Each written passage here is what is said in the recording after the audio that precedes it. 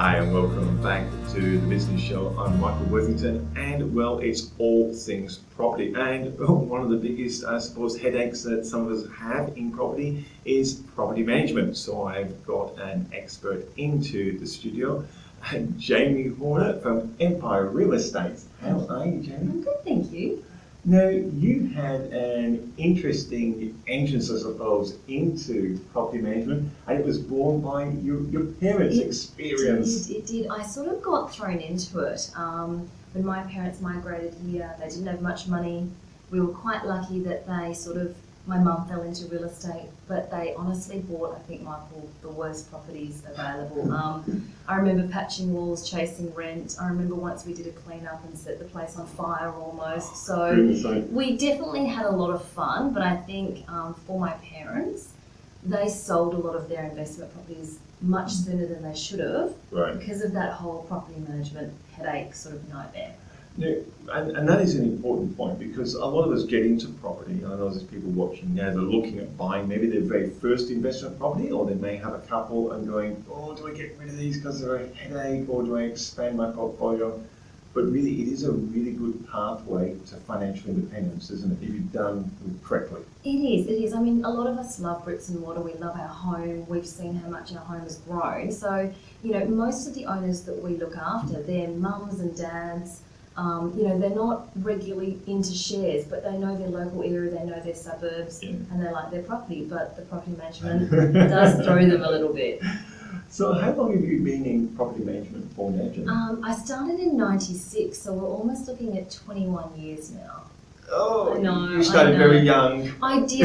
Look, and that's also talking when I got my licence. If I take it back the 10 years that we were patching walls and chasing rent, it's going to be about 30. But otherwise, yes, it's been a while. Yeah, and with that experience, is that what actually made you decide, I'm going to go into this and maybe try and do it a little bit differently or clean it up a little bit? It was. I mean, when I sort of got my licence, I found that most of the real estate agencies really had a sales focus. So, these days we hear about sales awards and multi-million-dollar sales in the sales department. Yes. And property management is sort of like the poor cousin or the poor sister. So what we tended to find is that when I opened it up, because my mum was in sales, I sort of focused more on the property management and the strata management.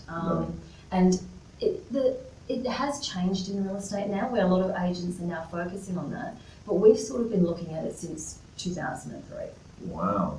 And when you went into property management, obviously with Jamie's background, with parents' properties that were difficult to manage, what were some of the key points you said, well, if I'm going to do property management, here's 2 or 3 key things I'm going to do differently so the owners can get on and build their wealth? I think in relation to when I spoke to owners, and even when I thought about myself, the main gripe was obviously the fact that rental income is important, how the property's left, but in the industry, the average turnover of a property manager is 1.6 years, which is pretty sad. I mean, most people stay accountants, lawyers, doctors, nurses for a long period of time. Yeah. So the main gripe that people said to me is that I've got a new property manager every 3 months, 4 months, or I've got 5. So you never feel like you're connected to one person that's been looking after your property for a long time.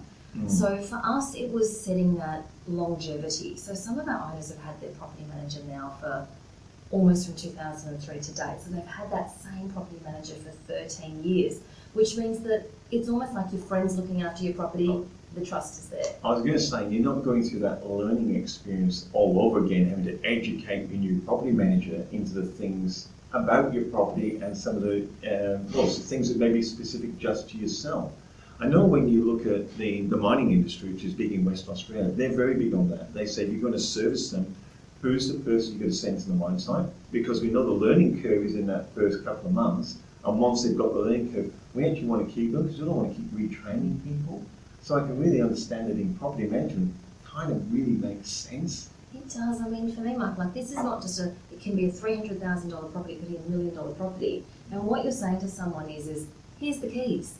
And so the question is, you wouldn't say the same thing to your financial advisor. You don't say the same thing to your doctor. No. But, when you've got owners that rock up and say, here's the keys, and smile, and you can't really hope for the best. And if you're finding that your relationship changes to a new person every 6 months, you begin to question that. So I think some of our properties, we've had for 13 years, we've had the owner for 13 years, so it's like a long-term relationship. And what's the feedback you get from the owners then? Obviously, you've got very long-term owners, you've got people coming in now. What do they feel? Is that some of the feedback they actually appreciate this and they can identify it in themselves? This is a good point of difference. I think at the moment, the market is currently, how do I lease my property? So that's fine. But long term, at the moment, that's the initial feedback that everyone gets. But if you want to be a long-term investor, most people stop at their first. Right. And the reason they stop at the first is because I think of the nightmare and the headache. We're trying to say if we can cover the first so you never think about it, you'll then go and buy your second and your third, which is where you really get your growth from. So what we're trying to say to owners is don't get caught up in the little stuff. Yeah. Let us take the emotions out of it. Let us manage it, build a relationship, see the cash flow, and just go and focus on buying the next one. It is surprising because I've spoken to a lot of people in investing. You take property out of it, and the first thing they'll tell you is take the emotion out of it. And it seems to be whether it's investment in property or shares, take the emotion out of it, but then have someone who you trust. Well, it's hard to take the emotion out of something like that's $300,000, $400,000, $500,000 if you're giving it to someone you don't trust. So for me, what we try to say to our owners is trust is the most important. We don't have any lock-in fees or anything like that. So come and go as you please, which owners find a bit weird, but if we actually don't work together, then there's no point. So some owners find that they match with us, some of them don't. Either way, if you don't work together, then the property can't be well managed. That's an interesting way to run a business because a lot of it, and we do the same here at the radio station and TV. People say, oh, what's the lock-in contract? Well, we don't have one. You're only going to be happy because if we put you on TV or radio and you're not happy, there's going to be a lot of people can tell. So we don't have lock-ins, but that is unusual from the property market because I do realise and I do understand that a lot of property managers like to lock you in and tie you right up so you just can't escape, or it's expensive to escape. It is, and I think the reason is because you're of value to them when you are in a contract of 1 or 2 years.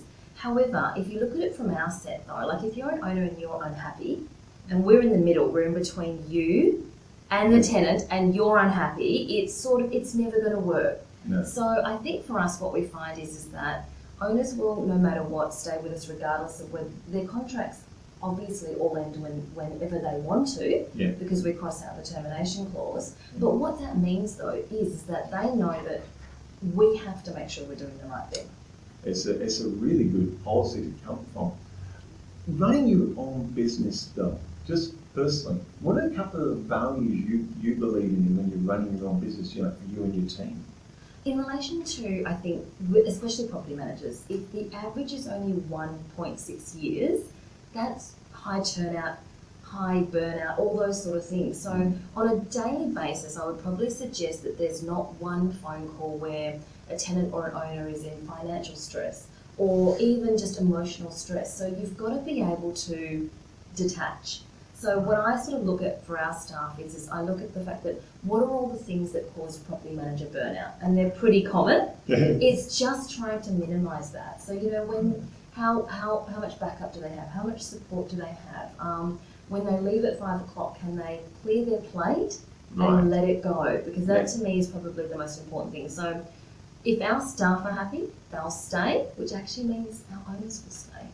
It's a great philosophy, and it sounds very simplistic, but I can imagine behind the scenes there's a lot of work that actually goes into delivering such value.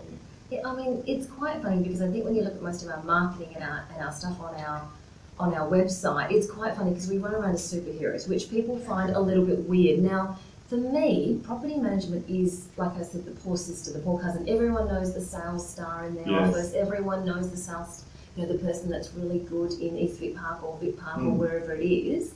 The property management side, we sort of try to make it fun. So in relation to our staff, we've got anywhere from 8 to 10 staff in our property management department. It's about having fun. It's about, we do a lot of communication training, which is quite weird, for in a property management department. We do a lot of, work where we, just enjoy the laughs, and that sort of helps you get over everything else. And the other thing is systems. So I suppose there's a system for Yeah. everything, and that way nothing sort of gets left behind. That's a great combination, having a system so nothing gets left behind. But I do really like the idea of the fun, and it's a fun environment, because we know if people, I've always said, people go to work and their intention is to do the best they can when they get there. They're not really going there to wreck anything. So if they make mistakes, it is really accidental. And if you're going somewhere where it's a lot of fun to work, no wonder you've got such a good retention rate, not only for your owners, but also for the staff as well. We're really lucky with most of our property managers that they have been with us anywhere from to 2, because obviously we have new staff that start training, all the way up to 13 years. And I suppose for me, the thing I focus on is property management. Yes. So every day I'm not trying to get up and sell a home or look after a buyer or a seller. Yep. My job, it's sort of hard to explain, is my job is just to make them happy. Yes. So if they're happy, sort of everything else rolls through. Look, I'm going to ask you one more question, because I know there's going to be people watching this or listening to us, and they're right at, and you would have met them, they're right at that point where they're going, do I stick my toe in the water and buy myself an investment property today or tomorrow, or what should I be looking for? Is it a good idea, and I don't know if you do, because we don't script this, for them to actually come and talk to you first? Like I always say to people getting in business, go see an accountant first, or go see a lawyer first. I always say, if you're going to buy a property, maybe you should go see a property manager first. And it's funny because we don't think to do that. So obviously the salesperson is there to sell the property, regardless of what your needs are. Whereas, we've been doing a few presentations for a lot of investors. Okay. And the main thing that we say to them is it, people ask, is it a good time to buy a perm? And I'll be honest, yes it is, but only certain types of properties. So, should I buy an apartment? Should I buy a house? Well, no, that's a totally different, that is a totally, but all those sort of questions, I do think so. I mean, even today my property manager came in and said, I'm looking to buy, what do you think? And so I said, maybe not that suburb and maybe not that type of property. So in relation to owners at the moment, I do say to them, why not? Your salesperson is there to sell the property, but contact the local property manager, contact us and say, I'm looking to buy this as an investment. Will it work out? And we can say, well, you might not get capital growth, but you might get this, or no, you're going to be one of those. At the moment, there's 1,900 apartment or properties available just in the suburb of Perth. Wow. No, you're going to get stuck in being in that suburb. Yes. So if someone wanted some more information from you, Jamie, and maybe one of these seminars you've got up and coming, do you have those advertised on your website now? We do. When we do them, we do put them up. But also what I say to owners is that's really general information. We do not mind. Just give us a call, whether it's for half an hour, whether it's for an hour. We can talk through all the properties, let you know how well it will rent afterwards, even do some cash flows for you, so you can actually see whether you're going to be putting any money out of your pocket to buy that property or not.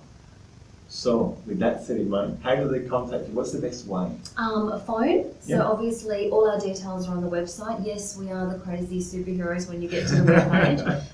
But call the office. There's multiple, every property manager is also available to chat. I am Winston, our business development manager, so give us a call. And what's the best number? 9262 0400. You wouldn't believe it. I asked that from someone from a telephone company once, and they went, told me blank and said, oh, you didn't threat me. If you ask me something else, I don't know, but that one at least. That one is fantastic. Jamie, absolutely wonderful having you, and hope to have you back again from Empire Real Estate. If you're looking at buying a investment property, or you've got some investment properties looking for some advice, give Jamie and her team a call. They're there to actually support you and make it work for you. Thank you very much. Thank you. Thank you, Jamie. I appreciate it.